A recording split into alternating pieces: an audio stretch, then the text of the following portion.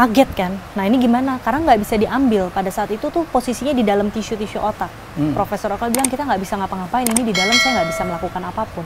Kita berharap aja ini tidak mengganggu. Kalau tidak mengganggu kita biarin.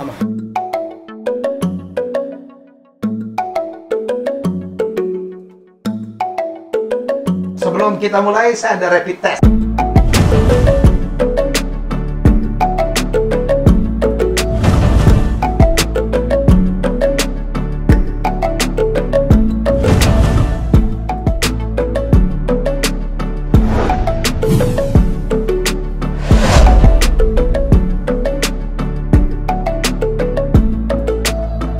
Ya, untuk pertama kalinya dan saya happy banget, tamu saya biasanya serius-serius, ngomongnya serius, ya.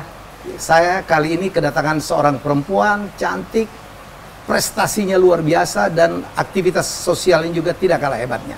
Saya beruntung banget ya, mau saya undang ke rumah. Marcella Zalianty.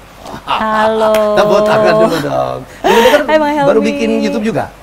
Iya, baru mulai ya. Jadi ya itu kayaknya efek daripada pandemi ya. Iya. Jadi pandemi ini membuat kita tiba-tiba melakukan hal-hal yang rasanya hampir tak mungkin kita lakukan Nggak mungkin sebelumnya. ke panggung, nggak mungkin lagi ada syuting-syuting ya. Iya, aku kan aslinya bukan terlalu sosial media yang aktif ya orangnya. Jadi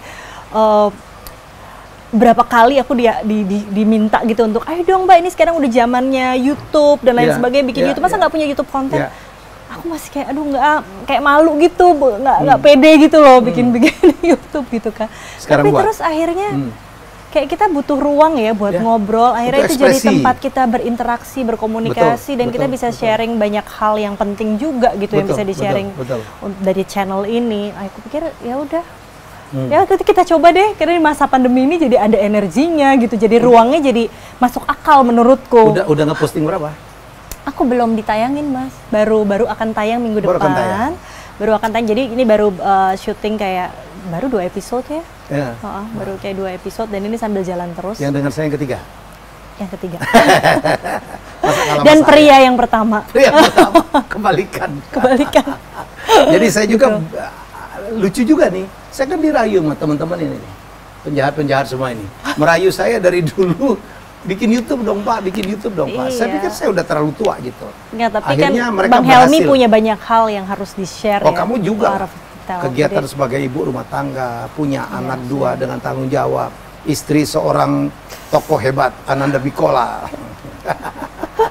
Mantan pembalap. Mantan pembalap, sekarang membalap di hatinya Marcella Zalianty. Dan saya kepengen banyak sekali ngobrol, karena orang nggak banyak tahu kalau Marcella Zalianty itu adalah Ketua Umum Parvi 56. Iya, salah satu orang nggak banyak tahu dia Ketua Umum Parvi, terus Parvinya ada 56. Emang ada Parvi 5554 atau apa gitu? Jadi sebetulnya 56 itu awal mula Parvi, Persatuan Artis Film Indonesia, didirikan tuh tahun 56 sebetulnya Bang. Zaman siapa? Jamaluddin? Iya, zaman yang pertama kali. Usmar Ismail ya? Iya, semua zaman Jamaluddin Usmar Malik, Ismail, Jamaluddin Malik dan lain sebagainya. Nah, ketika polemik terjadi gitu kan, aku dipanggil sama senior-senior sebetulnya. Siapa aja? Pada saat itu ada almarhum Om Deddy Sutomo. Semua almarhum ya? Iya, Pak Amar Rosoka Tamsi. Lalu aku juga sempat duduk berdiskusi dengan Bang Deddy Miswar. Pada saat itu Bang Hendrioso, termasuk Mbak Yeni Rahman, Ketua Umum Parvi yang terakhir kan. Sebelum polemik besar itu terjadi. Bahwa organisasi ini harus diselamatkan. Iya, Reza Hetapi terutama Om Rey itu juga yang paling sangat mendesak bahwa organisasi ini harus diselamatkan. Dan yang bisa menyelamatkan sekarang ini harus yang muda. Tapi yang muda ini, yang bisa mempersatukan antara yang senior dan yang muda. Jadi di tengah-tengah gitu. Ya, akhirnya dia berapa kali dengan alasan yang untuk menyelamatkan itu, karena biar bagaimanapun aku lahir dari seni peran. Mamahku juga dari seni peran lebih lagi, dan dulu juga zamannya Parvi ya, itulah zamannya mamahku dan angkat-angkatannya gitu kan, dan teman-temannya. Jadi aku kayak ada tanggung jawab moral ya, yang kayak ya biar bagaimanapun profesi ini yang membesarkan aku gitu kan. Kayaknya ini mungkin saatnya, kalau bukan kita nih siapa lagi yang bisa menyelamatkan, yang mungkin ini jadi apa ya, seperti bukan membalas ya, bentuk pengabdian kita lah kembali kepada profesi yang sudah memberikan banyak gitu ya pada kita. Jadi ya udah aku nekat aja, aku bilang oke, kalau memang dipercaya, tapi kita melewati sebuah kongres, tetap musyawarah, mufakat. Pada saat itu calonnya aku dan Om Reza Hetapi yang dicalonkan. Akhirnya ya jatuh kepada aku dan Om Re mendukung, dan akhirnya Om Re jadi wakil ketua umum. Ya kita sama-sama membangun. Jadi artinya yang senior-senior tetap ada sebagai dewan pertimbangan, sebagai dewan kehormatan, bahkan sebagian kecil tetap membantu di kepengurusan seperti itu. Ya artinya ini juga mungkin kesempatan kedua ya, karena dulu sebetulnya waktu awal Mbak Yeni Rahman ketika beliau mau mundur karena pada saat itu suaminya kalau nggak salah tidak mengizinkan, dan Mbak Yeni kan udah 2 kali ya di Rut BRI, ya, suaminya sibuk sekali, butuh dukungan Mbak Yeni. Jadi Mbak Yeni rasanya secara waktu katanya beliau tidak ada, mungkin dia minta aku, Sel kamu terusin secara pribadi kita dukung, tapi tetap melalui kongres dan segala macam. Aku bilang, Mbak, aku minta maaf banget, aku terima kasih banget atas kepercayaannya, tapi pada saat itu aku belum siap. Aku merasa masih muda banget, aku masih banyak syuting gitu kan. Aku nggak berani mengambil sesuatu yang aku tahu secara kapabilitas atau tanggung jawabnya aku takutnya nggak bisa komit gitu loh. Karena aku once I say yes, once I say yes, kayaknya aku itu biasanya aku punya keterikatan tanggung jawab Ibu tuh rumah yang tangga pula. Aku nggak mau sampai menjatuhkan. Kalau ketika aku dipercaya, aku harus membawa amanah ini paling tidak lebih baik gitu ya. Nah itu aku belum merasa aku bisa melakukan itu pada saat itu. Akhirnya aku nggak. Nah pada saat itu terjadi kan kecelakaan sejarah mungkin kita bisa katakan dalam perjalanan Parvi. Bilang dong, orang masih nebak-nebak kecelakaan sejarah yang terjadi apa? Iya, pada saat itu yang ketua seharusnya Parvi, tidak mencalonkan menjadi ketua kalau menurut Mbak Yeni dan lain-lain, akhirnya bisa mencalonkan jadi ketua umum dan akhirnya mengambil ketua umum Parvi dan akhirnya bersengketa sampai ke pengadilan. Berarti kan itu ada hal yang tidak diterima. Nah, tapi akhirnya itu berkepanjangan, tidak selesai, dan membuat teman-teman yang muda makin jadi takut kan, makin takut untuk masuk organisasi. Untuk yang muda masuk organisasi aja itu kan perlu effort. Padahal anak muda kan malas berorganisasi kan. Betul, apalagi melihat organisasinya seperti itu, berkonflik gitu, berpolemik, atau orang-orang yang ada di sana bukan orang-orang yang sesuai dengan profesinya. Akhirnya ya udah, tapi setelah memang waktunya habis dan harus kongres lagi, tapi akhirnya saya diarahkan oleh yang senior-senior untuk membuat kongres Parvi 56 sendiri, itu dalam rangka mengembalikan Parvi ke hitohnya, membersihkan Parvi ini supaya anggota-anggotanya kita bisa ulang kembali yang memang sesuai dengan profesinya. Ditata ulang, penataan ulang. Jadi ini karena Marcella mungkin orangnya terlalu baik, nggak terlalu mau mengungkap, padahal ini perlu, karena nggak semua orang tahu. Jadi ingat nggak pada beberapa bulan yang lalu, beberapa tahun yang lalu, yang dimaksud adalah tokoh yang sangat terkenal di Indonesia, Agathot ya Brajamusti, ya menjadi ketua umum Parvi ya, dan ada satu peristiwa bahwa akhirnya beliau tersangkut persoalan hukum ya. Itu pada saat kongres kedua ketika beliau mau mencalonkan lagi, di mana aku diminta untuk mencalonkan di tempat yang sama pada saat itu. Tapi akhirnya ada kejadian itu. Yang pikir ya itu udah jadi pembelajaran untuk kita semua ya. Ya sekarang kita ngelihat ke depan, alhamdulillah ya Parvi 56 sampai saat ini berjalan baik, walaupun memang dengan susah payah Bang, karena tahu sendiri namanya aktor itu kan biasa dilayani, beda dengan produser yang biasa melayani gitu kan. Masing-masing punya kesibukan, kalau udah syuting pasti kan nggak bisa diganggu kan. Jadi pasti dalam organisasi itu sedikit orang yang bekerja, dan bagaimana kita tetap bisa merangkul semua, dan ya siapa yang ada waktu akhirnya dia kontribusi, tapi kita harus memahami ketika dia sibuk. Ibu rumah tangga, ya kan, jobnya penuh. Ya aku sekarang kegiatan sosialnya juga banyak. Sekarang ini aku lebih sibuk ya, pasti anak-anak menjadi nomor satu. Tapi kan aku juga baru menginisiasi bioskop rakyat ya, Bang Helmi, namanya Indiscope. Terus aku juga ada production house sendiri. Aku juga sebenarnya my passion tuh kan bikin film gitu. Jadi ya itu, jadi semuanya aku kehilangan me time aja sih resikonya. Tidak ada lagi waktu untuk diri sendiri. Tahan dulu. Tahan dulu, saya ada rapid test ya. Ini harus dijawab Marcella secara cepat, jangan mikir. Film atau sinetron? Film. Kenapa lebih milih film dari sinetron? Karena saya taunya Marcella tuh Sevilla tuh. Iya.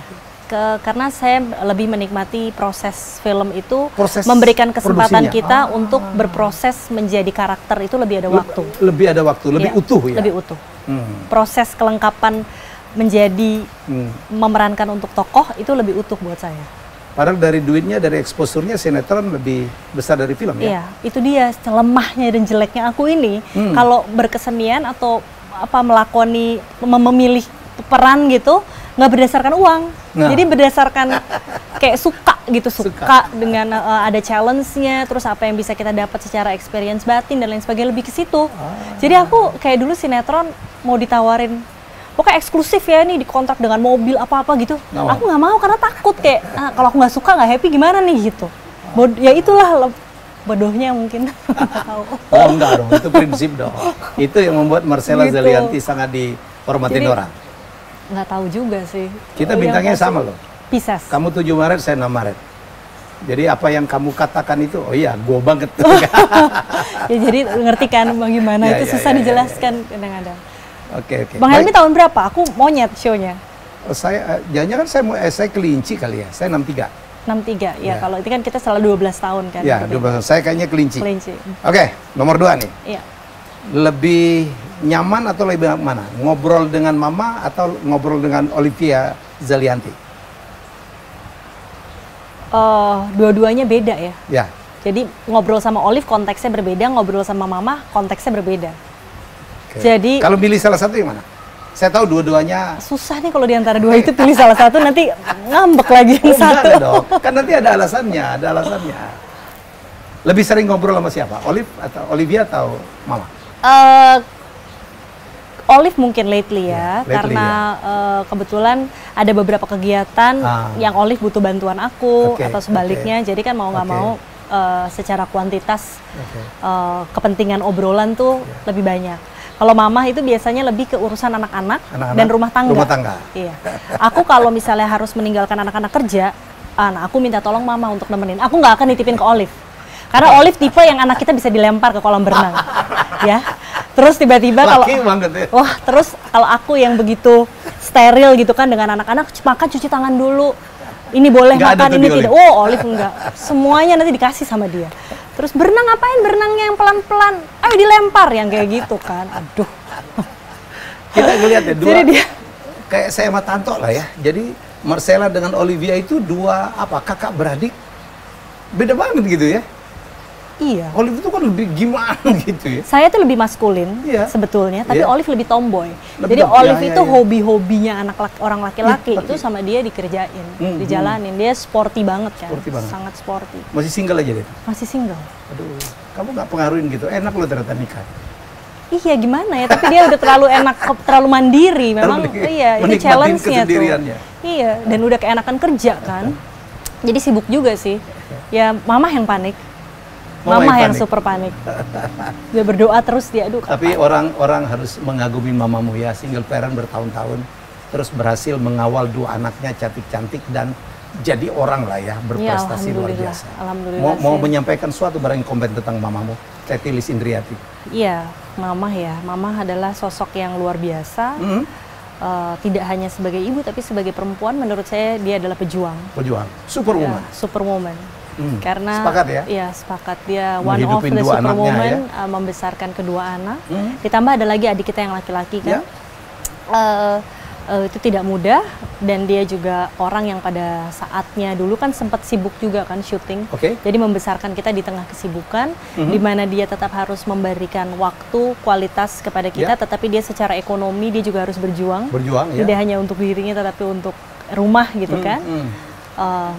Lalu ya alhamdulillah kita tidak memalukan lah, artinya kita bisa membalas kebaikan-kebaikan yang Mama itu penting tuh ya. Nggak ada kebanggaan lebih luar biasa daripada seorang mama. Sekarang jadi mama juga kan. Dan aku juga jadi banyak belajar. Ya, bagaimana menjadi seorang ibu tapi bisa jadi ibu rumah tangga, bapak rumah tangga dan semuanya. Artinya bukan saya jadi bapak rumah tangga ya, tapi bisa mengerjakan semuanya juga. Walaupun ada anak bukan berarti menghentikan seorang perempuan itu untuk bisa berdikari gitu. Jadi punya anak, kita tetap bisa bertanggung jawab penuh terhadap anak kita. Jadi ngurusin siapa yang Magali. Kana, Magali. Ayrton, Magali, Sastra Suprapto. Suprapto. Iya. Dan kita masih tetap bisa bekerja dan bekerjanya juga untuk banyak orang dan kan, bukan yang Bapak itu juga nggak gampang juga ya, Ananda Mikola. Iya. Ya dia bisa mengurus dirinya sendiri lah, alhamdulillah. Luar biasa. Gitu. Bisnis sekarang ini ya, karena corona selanjutnya. Ya sekarang karena pandemi kita lebih banyak di rumah, udah pasti. Jadi saya totally work from home. Ya. Nanda yang lebih banyak masih agak keluar beberapa meeting. Kalau membalap udah enggak ya? Enggak. Dia membalap sih udah enggak, kecuali lebih lebih kepada hobi. Hobi. Kayak misalnya tiba-tiba dia diminta sama misalnya ada Lamborghini atau apa gitu ya, mau balap di luar. Dia butuh pembalapnya, dia mau Nanda. Ya udah, jadi dia duit profesional dan bersenang-senang to have fun aja gitu. Kalau dulu kan profesi gitu, sekarang udah enggak. Lebih ke ngurus sirkuit sama properti ya, lebih banyak gitu. Putra kedua ada apa tumor ya? Putra kedua ya pada saat itu sempat sakit, jadi ada brain tumor. Brain tumor. Ya. Dan sempat 2 kali operasi. Ya itu salah satu hal terberat ya yang aku lewati. Dan alhamdulillah sekarang sudah sehat, sudah stabil. Kondisinya juga kalau ketemu mungkin Bang Helmi juga nggak akan notice kalau dia tuh 2 kali. Itu perasaan Marcella waktu mendengar cerita itu gimana ya? Shock banget antara percaya dan enggak, karena anak sekecil itu ya, lucu anak sekecil banget. Itu dan itu semua proses terjadi itu sangat mendadak, yang nggak disangka-sangka, karena kita nggak pernah tahu ada tumor gitu sebelumnya, dan itu koma. Tumor sama kanker 2 hal yang berbeda ya? Beda, jadi ini tumor jinak, tapi lokasinya yang sulit karena adanya di brain, otak, di batang otak, di nempel sama blood vessel. Jadi tuh lokasi, saya udah ketemu dokter terbaik. Jadi waktu ngebedahnya itu, aduh. Itu antara hidup dan mati. Jadi proses itu. Itu waktu itu di mana di bedahnya? Di Siloam sama Profesor Eka dan Julius. Jadi yang pertama dipasang selang, habis itu dia bangun. Jadi pertama kan dia koma Bang, koma itu sekitar 3-4 hari. Habis itu dipasang selang karena untuk diambil cairannya, karena tumornya itu adalah choroid plexus papilloma, yaitu tumor jinak yang memproduksi cairan berlebih di kepala. Jadi cairannya ini yang menekan di dalam kepala. Jadi itu diselamatkan dulu, diambil cairannya, dipasang Vipishan namanya selang. Nah di situ akhirnya dia bisa bangun, alhamdulillah. Nah tapi itu belum selesai karena ada tumor, sumber memproduksi cairan tersebut harus diangkat. Akhirnya aku pindah ke Prof Eka dan diambil, operasinya sekitar 10 jam. Wow. Terus kesadarannya itu sekitar 6 jam ya, 6-10 jam juga untuk dia dari operasi terus sadar. Jadi kita nunggu tuh, aduh rasanya deg-degan banget ya. Aku cuma udah berdoa aja terus. Akhirnya dia ketika dia buka mata, kita harus melihat kan matanya berfungsi dengan baik atau tidak, pendengarannya berfungsi dengan baik atau tidak. Pada saat itu susah dijustifikasi karena belum 1 tahun. Umurnya? Ngomongnya kita nggak tahu, karena ini kan bisa semua terpengaruh. Semua syaraf kan ada di kepala. Kontrolnya di otak ya. Jadi akhirnya kita nggak tahu, tapi terus akhirnya keadaannya cepat, alhamdulillah pulih dan membaik. Nah 3 bulan kemudian kita kontrol lagi, MRI lagi, ternyata masih ada sisa. Kaget kan? Nah ini gimana? Karena nggak bisa diambil. Pada saat itu tuh posisinya di dalam tisu-tisu otak. Profesor Okal bilang kita nggak bisa ngapa-ngapain, ini di dalam saya nggak bisa melakukan apapun.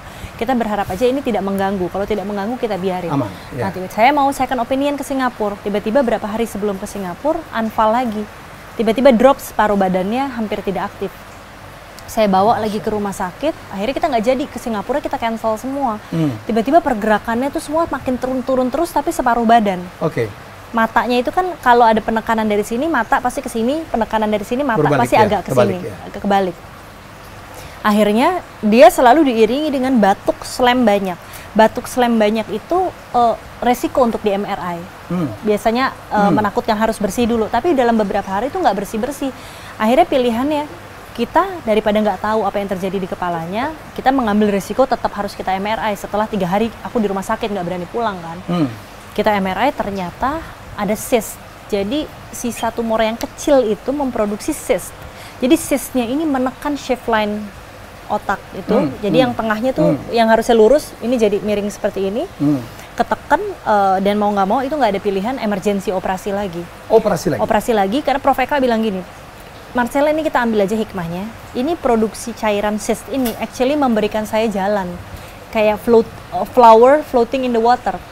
Kalau kemarin saya nggak bisa ambil, sekarang dibuka ini dengan air cairan ini untuk saya bisa ambil. Jadi kayak ada saluran untuk, jadi dia tuh kayak berenang lah, kayak di Irises ini, dan gue gampang ngambilnya, istilahnya gitu. Mudah-mudahan kita berdoa aja bisa kita angkat semua. Operasinya tuh lebih lama lagi yang kedua, 12 jam kalau nggak salah. 12 jam? If I'm not mistaken, 12 jam. Terus, sorry, 10, yang pertama itu nggak nyampe 10 jam, mungkin sekitar 7 jam, yang kedua 10 jaman ya operasinya.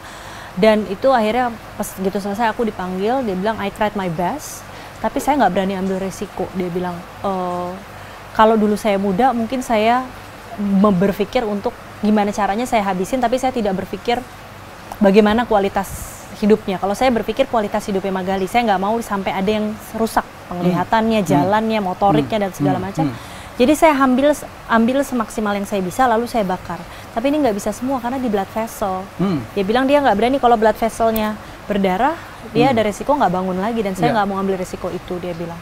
Jadi I did the best that I could. Ya udah gitu. Ya, tapi akhirnya masih ada sisa. Cuman alhamdulillah setelah operasi semua tidak ada yang terganggu. Semuanya bagus. Sampai akhirnya 2 tahun lalu kejadian lagi di Bali. Kambuh lagi, cairannya ini lagi, aktif lagi, akhirnya dipasang selang. Jadi sekarang selangnya ada 2, tapi tidak dioperasi, dipasang selang lagi. Tapi akhirnya sampai sekarang alhamdulillah stabil.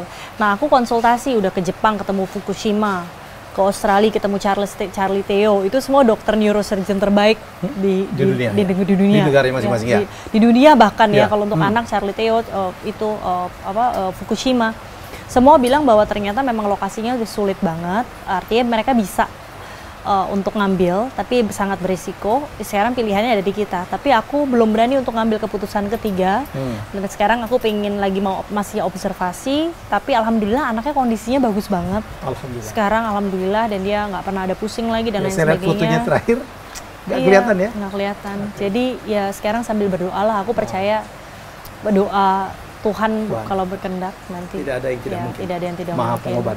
What do you learn from this? Maybe bisa sharing kepada orang yang mengalami hal yang sama? Ya pasti kuncinya sih adalah betapa besar ya atau sulitnya masalah yang kita hadapi. Kita nggak boleh putus asa, tetap harus yakin dan berserah sepenuhnya kepada Tuhan sih. Artinya kita nggak boleh marah. Kita nggak boleh marah, kita sedih boleh, tapi kita nggak boleh marah. Kita pasrah bukan berarti kita tidak berusaha. Jadi kita tetap berusaha semaksimal kita bisa. Kita juga harus kuat. Yang paling penting nih ibu ini harus kuat. Karena energi kuat itu ternyata anak ini sangat butuh. Jadi saya itu ketika dia koma, ketika dia nggak bangun gitu, saya selalu membisikkan sesuatu yang kayak afirmasi gitu. Pengulangan, meyakinkan bahwa mendorong. Kamu akan bangun lagi, kamu akan sehat lagi, I'm with you, dan kita akan sama-sama lagi. Dan itu akhirnya terjadi, walaupun prosesnya, waduh, itu aku kan orangnya hampir nggak pernah nangis ya, kayak di depan orang tuh pasti orang lihatnya gila nih kuat banget sih, kok nggak pernah nangis. Jadi aku nangisnya pada saat berdua, pada saat berdoa, nah itu udah kita minta. Jadi very tough. Ya. Jadi ya berapa rasanya. Tahun sekarang Magali? Sekarang Magali 6, Oktober besok 7, dan dia waktu itu kejadian setahun kurang sebulan. Sama udah setahun lebih. Kenapa sih dinamain Magali? Kalau Ayrton masih lah bapaknya penggemar Ayrton Senna lah pasti ya. Jadi yang nambahin Arten bapaknya, karena dia penggemar Ayrton Senna. Kalau Magali, jadi saya tuh pertama punya ada satu merek pakaian yang aku suka banget di Bali. Magali Pascal. Terus aku teringat itu nama Magali dan artinya tuh a child of a light and hope. Child? A child of a light and hope. Terus kayak artinya bagus. Bagus, oke. Sastra? Sastra. Kenapa? Karena ibunya pencinta sastra? Ibunya pencinta sastra, terus arti makna kata sastra juga bagus, dan sastra kan Indonesia aja gitu ya. Jadi kayak Magali kan nggak terlalu sounds Indonesia. Jadi aku tambahin Italian, sastra. Ya? Magali Italia? Magali tuh kalau ada nama Perancis sih Magali. Perancis Jadi kalau di Perancis tuh artinya ada Putri Pearl, ada Pangeran Pearl. Bedanya Y untuk laki, I untuk perempuan. Karena saya bilang, saya episode sebelumnya sekarang, nama itu adalah nama. Harus baik, karena itu adalah nama menjadi doa. Iya. Anak pertama itu Kana. Kana tuh artinya Mahatma. Powerful. Mahatma tuh bijaksana. Bijaksana. Kan? Seperti ya kan aku juga ngefans sama Mahatma Gandhi. Everybody does. Tokoh yang ya luar biasa sih, udah kepikir aja. Aku biasanya suka cari tuh Sanskrit ya. Jadi lebih cari tadi dari makna-makna Sanskrit, buku-buku Sanskrit. Juga kan? Karena iya, nama dari kalau Muslim kalau nggak salah ya. Kalau aku kananya yang aku lihat, yang aku baca waktu itu dari Sanskrit powerful. Jadi dia powerful tapi kalau bijaksana. Anak pertama si bos nggak sharing nama ya? Atau karena dari dia Mahatma dari Marcella? Enggak sih, dia sharingnya Mikolanya aja jangan dilupakan katanya. Gitu ya. Gitu. Oke, saya ada sebagai ibu nih, lebih suka mencuci pakaian atau menyetrika pakaian? Atau dua-duanya enggak? Aku nggak terlalu suka dua-duanya, tapi kalau harus pilih satu, setrika. Setrika. Setrika. Ya? Ada orang yang nggak suka tuh nyetrika kan? Aduh. Kalau aku lebih baik nyetrika daripada cuci. Kan pakai mesin sekarang.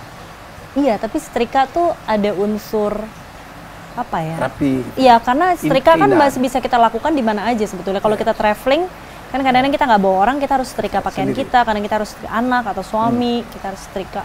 Gitu. Jadi harus bisa lah setrika paling tidak. Di rumah masak juga nggak sih? Aku masak kalau aku mau aja. Gitu. Jadi sekali-sekali banget, biasanya untuk anak-anak gitu ya, sama untuk aku sendiri.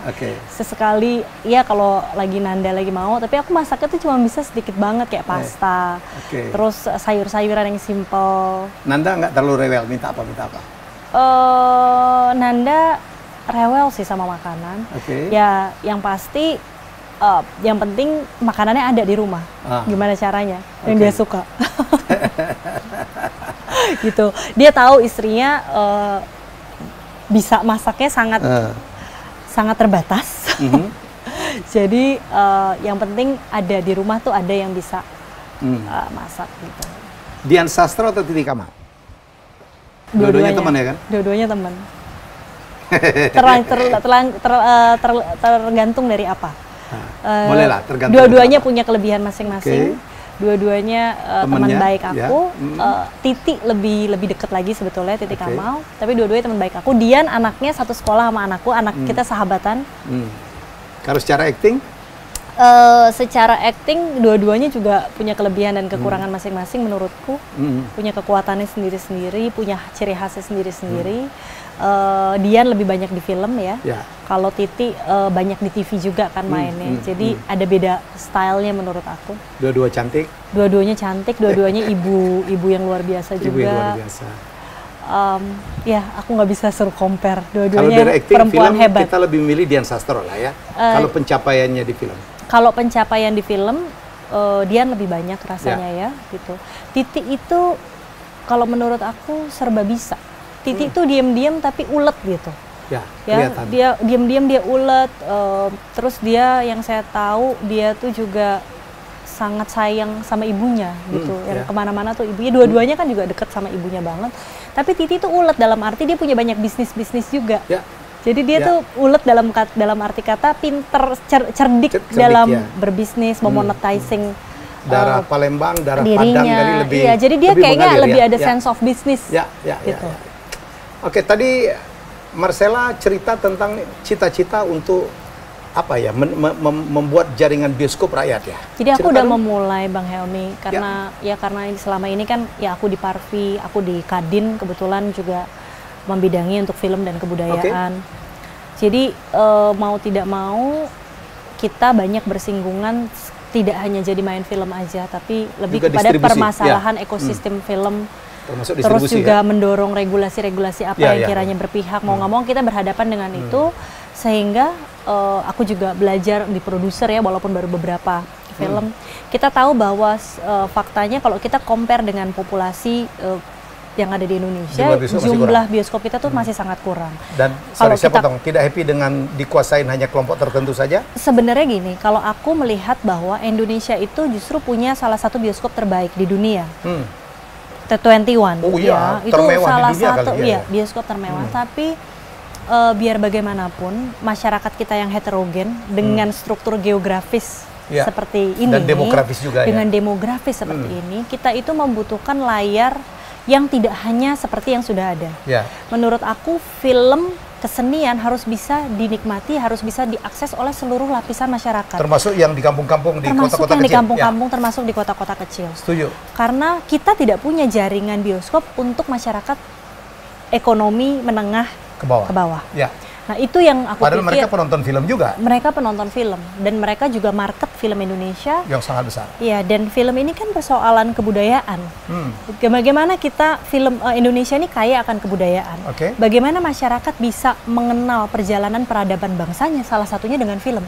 Menurutku. Nah, kalau film hanya bisa ditonton oleh hanya yang tinggal di kota besar dan menengah ke atas, mereka ini orang-orang yang juga udah gemarin nonton film Hollywood, yang udah bisa membandingkan punya taste-nya tuh taste film luar, udah lebih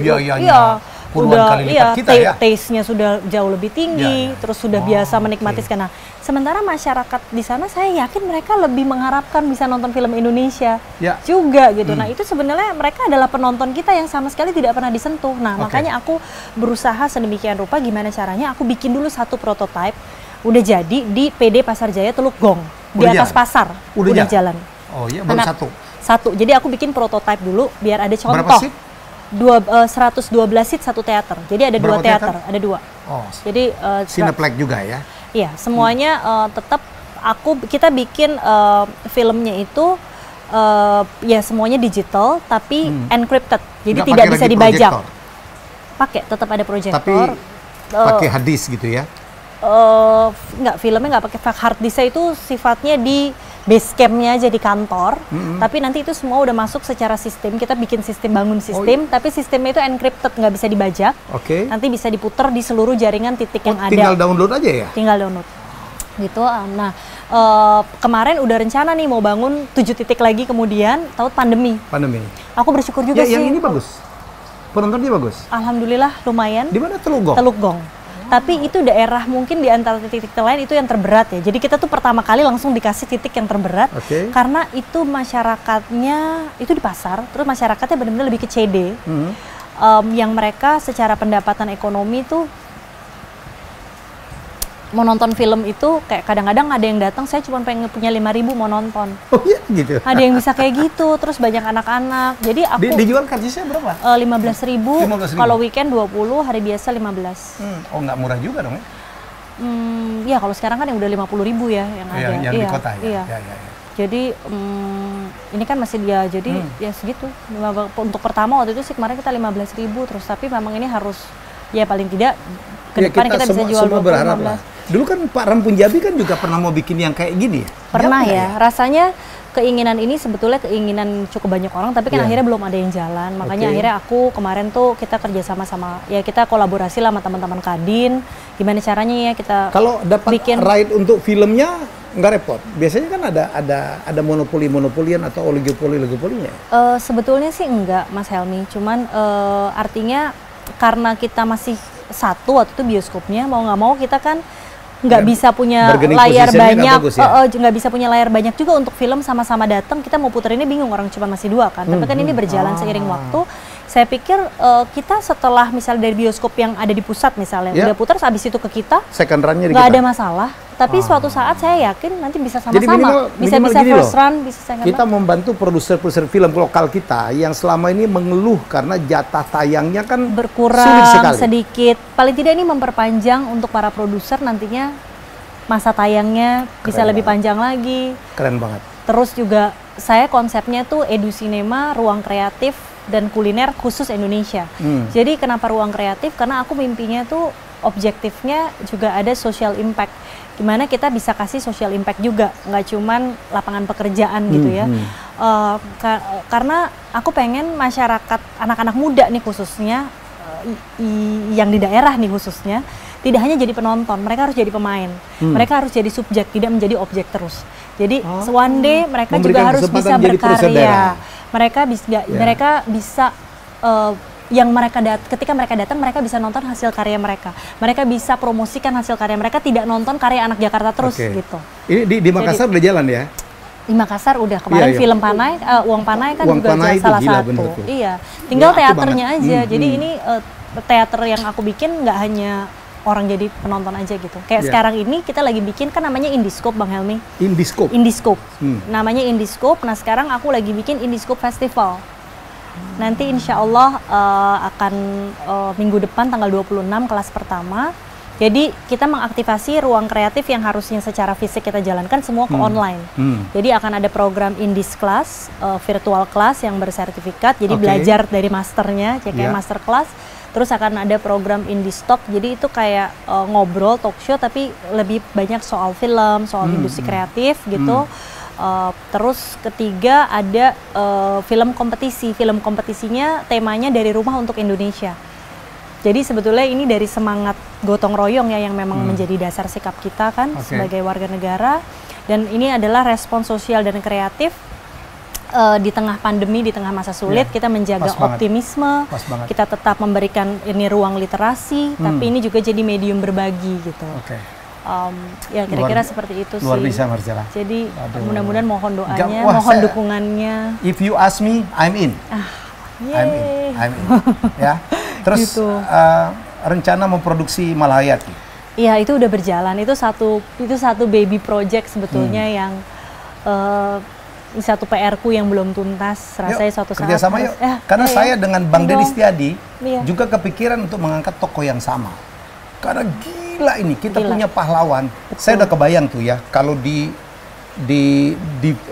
difilmkan atau didramatisasi dahsyat. Seorang perempuan memimpin 100 janda, Inong Bale itu ya, yang semuanya dendam, suaminya kalah perang lawan Belanda dan memimpin perang, janda semua itu dan bisa mengalahkan Cornelis Houtman dan Portugis, menenggelamkan kapal-kapal Portugis. Jadi ini sebenarnya the first lady admiral in the world pada masa itu. Dan itu ada di Aceh dan kita punya sekolah militer pertama juga sebetulnya. Saya kebayangnya dramanya kuat banget, actionnya pasti kuat banget. Ini akan menjadi film perang laut pertama juga sih di Indonesia sebetulnya. Biayanya gue nggak kebayang gitu Pak. Iya, tapi kalau mau bagus CGI-nya. Ya tapi kalau maksudnya kalau ini artinya film-film seperti ini harusnya kan juga jadi kepentingan negara ya.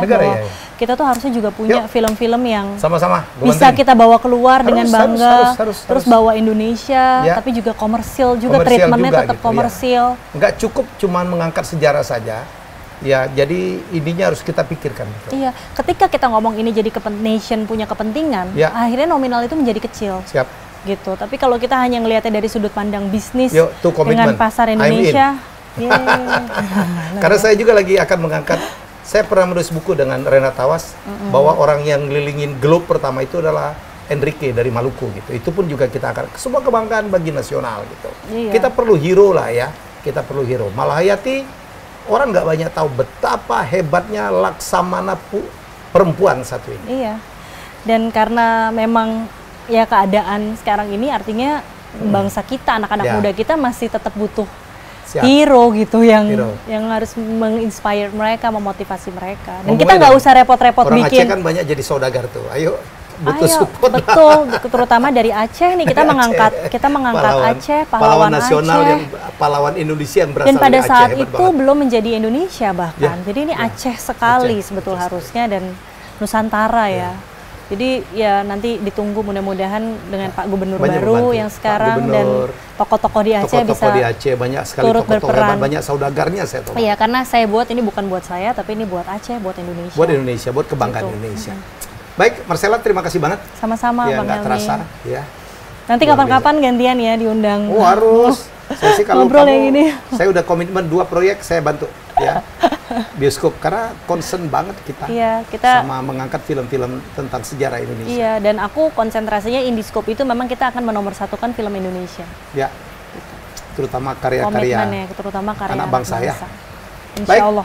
Semoga Anda mendapatkan perspektif lain.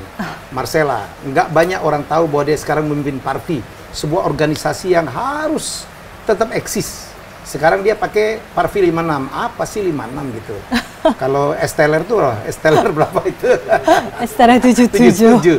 56 tuh karena pada saat itu tokoh-tokoh film Indonesia, ya Usmar Ismail, Jamaluddin Malik, mungkin juga beberapa nama yang lain, komit untuk membuat organisasi perfilm dan ini harus lestari. Iya, ya, dan 56 itu mengembalikan Parvi ke hitohnya, sebetulnya itu spiritnya. Ya, jadi itu dia. Dan Anda lihat kegiatannya, saya gali dia sebagai ibu rumah tangga. Beliau juga dilahirkan oleh seorang ibu juga yang sangat luar biasa. Yang katakan, terus aku lagi kuliah lagi, Bang. Oh, kuliah lagi? Masya Allah. S3? Jadi dapat beasiswa S2 lagi. S2? Tapi karena temanya, subjeknya menarik itu. Tentang apa? Kebijakan publik. Apa? Kebijakan publik. Public policy. Public policy. Saya banyak sekali, saya alumni STAN. Saya adalah ketua ikatan alumni STAN. Hampir ada 80.000 alumni, mungkin 90% bekerja pada sektor publik. Iya. Ya, jadi mungkin udahlah. Ya. Iya, karena penting banget. Penting banget. Ya, baik. Mengisi waktu. Aduh, bukan ngisi waktu lagi. Nambah-nambah Dan sekarang dia baru mulai bikin YouTube. Iya, ini lagi nih si YouTube ini. Ini gara-gara itu mereka. A lot of thing to share gitu. Terima kasih Marcella. Iya, makasih ya, Bang. Ya, semoga habis ini banyak lagi wanita-wanita cantik yang lain datang menjadi tamu saya. Kita jumpa lagi dalam episode selanjutnya. Bye-bye.